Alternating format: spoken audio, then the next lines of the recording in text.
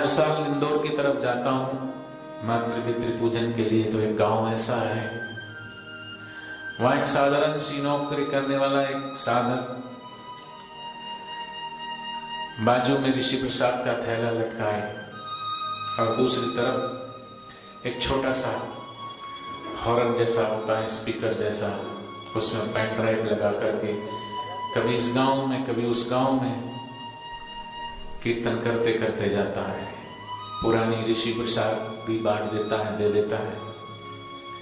नई ऋषि प्रसाद की रसीद भी रखता है कि चलो कोई हर महीने, चाहे मैं हर महीने तो नहीं आ पाऊंगा तो उसकी पर्ची काट दूंगा। एक गांव नहीं, दूजा गांव नहीं, आसपास के 20 गांव में लोग उसको जानते हैं। वो जनाने के लिए नहीं गया था, लेकिन लोग उसे जानने लगे, क्योंकि जग में चर्चा यूं होगी तेरी जिस गली से गुजर जाएगा, क्योंकि गुरु रहमत से तर जाएगा। वो गुरु की रहमत पाने के लिए गुरु से जो पाया है उसको और जन जन तक पहुंचाना चाहता है। तो सचमुच में वही सेवा कर सकता है जो सेवा करके सेवा कुछ पा लिया उसने।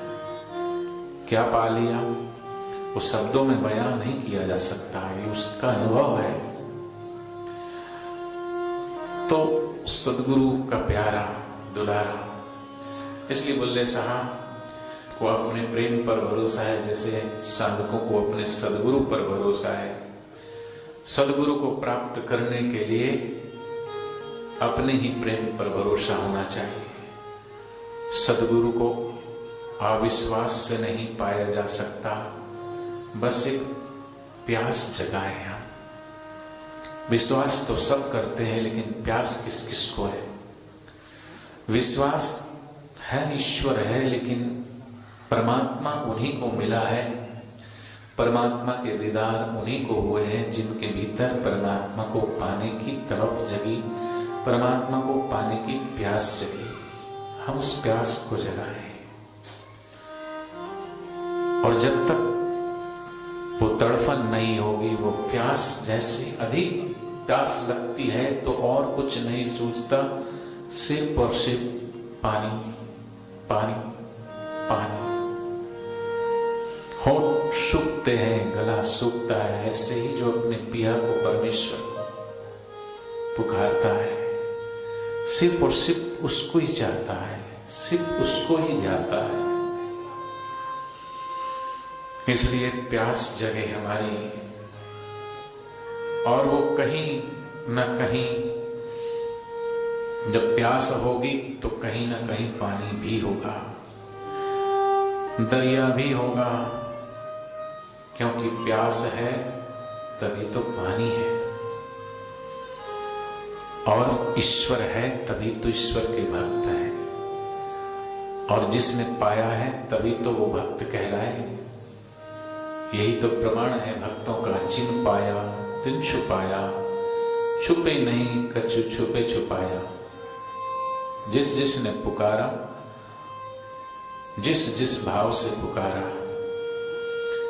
तो बुल्ले शाह कहते हैं कि कभी ना कभी घर आएगा मेरा प्रियतम, मुझसे कब तक दूर रहेगा, उसे मेरे पास आना ही होगा।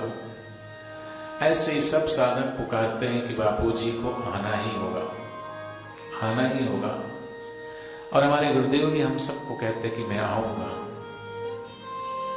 और जब गुरुदेव ने कह दिया मैं आऊंगा तो फिर हमें और किसी के बात पर विश्वास नहीं करना।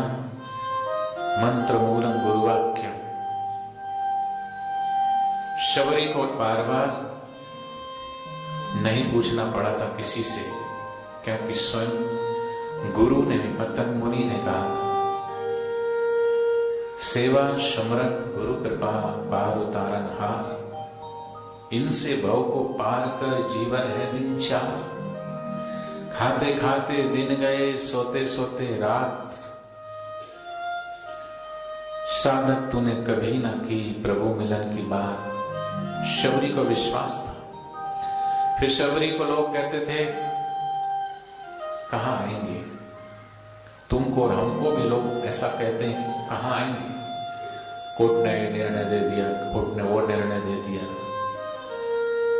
कोर्ट का निर्णय कुछ भी हो, कोर्ट कोई सच्चा और राजा हरिश्चंद्र की औलाद तो है नहीं कि जो कोर्ट ने कह दिया।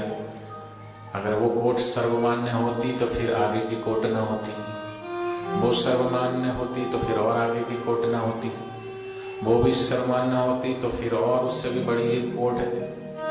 लेकिन इन सभी कोर्टों से ऊपर एक और बड़ी कोर्ट है, वो हमारे हृदय की ओट में जो बैठा हुआ परमात्मा, उसकी कोर्ट है।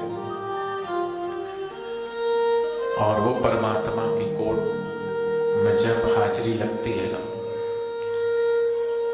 तो वो निर्णय करता है फिर। और हमें विश्वास है कि हम उस परमात्मा की कोर्ट में बैठे हैं जहां से सिर्फ और सिर्फ न्याय मिलता है।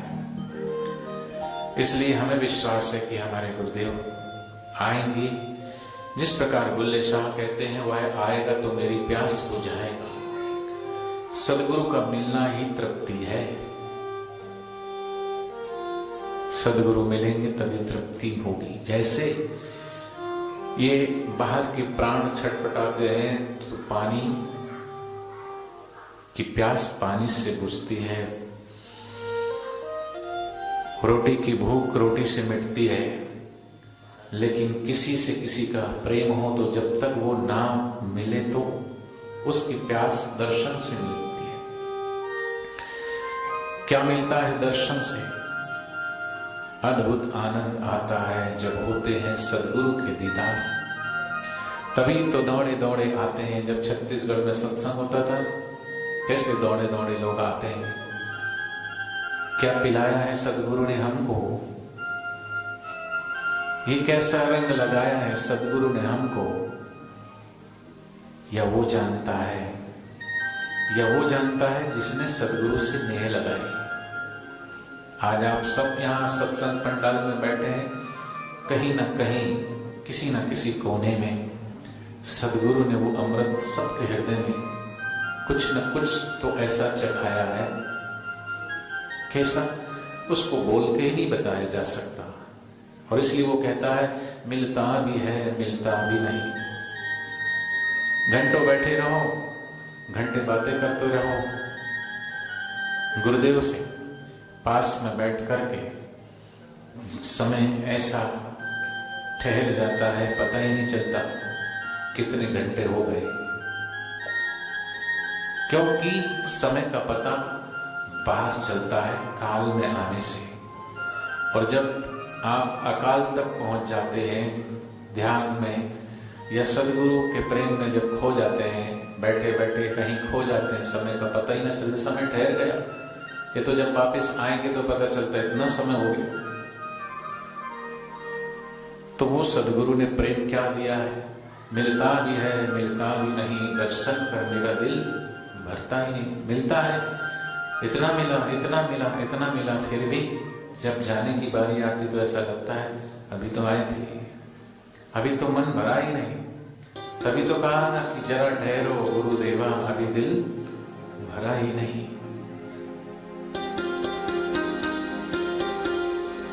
तो सतगुरु से प्रेम लगाया है, या मैं जानूं या वो जाने, सारा दाह सारी प्यास सदगुरु परमात्मा से मिलने से बुझ जाती है। परंतु अभी तो विरह के दुख सामने खड़ा है, अभी तो यह पीड़ा भोगनी पड़ रही है। हे मेरे प्यारे, अब तो लौटाओ।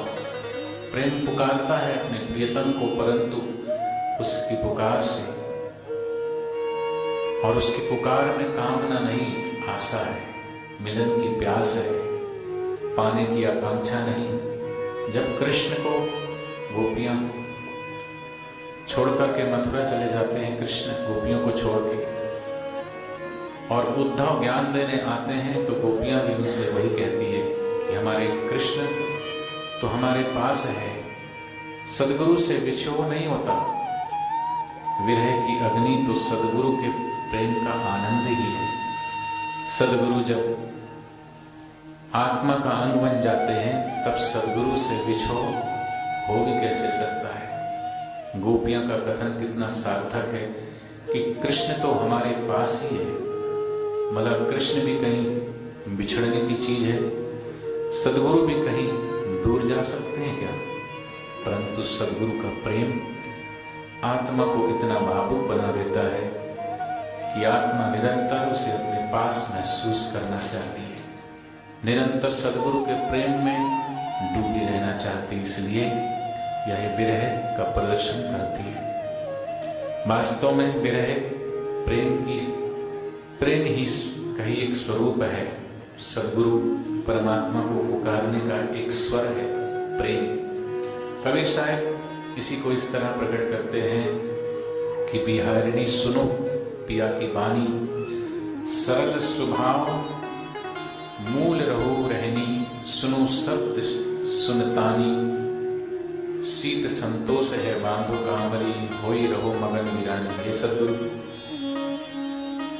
सदगुरु के प्रेम में डूबे रहने वाली विरह आत्मा, प्रियतम प्रभु की वाणी सुनो, अपने स्वभाव और सरल शीतल बनाकर श्रुता अर्थात वेद द्वारा कही गई बातों को सुनो, अपने शीतल संतोष की कमरी बांधकर सदगुरु के प्रेम में डूब जाओ। तो हम भी अपनी पुकार, अपनी प्यास को बढ़ाएं और सदगुरु से यही प्रार्थना करें, हे सदगुरुदेव, मेरी चलती हुई श्वास श्वास में नाम सिमर वृथा जन्म मत खोए। प्रत्येक श्वास में आपका ही नाम का सुमरन होता है। तो आइए ऐसे गुरुदेव के श्री चरणों में हम प्रार्थना करें कि मेरी ये प्रत्येक श्वास तेरे सुमरन में, तेरे ध्यान में बीते। हरि ओम।